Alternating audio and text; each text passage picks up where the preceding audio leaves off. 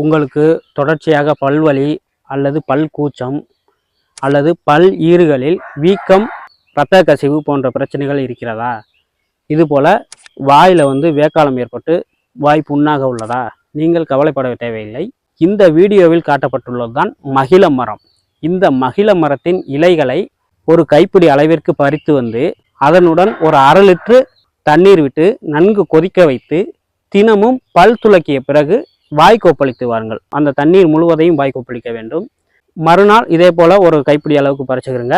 இல்லாட்டி தடவை பறித்த மகிழம் இலைகளையே ஒரு 3 நாளைக்கு கூட வச்சுக்கலாம். வச்சிருந்து தண்ணி மட்டும் மாற்றிக்கலாம்.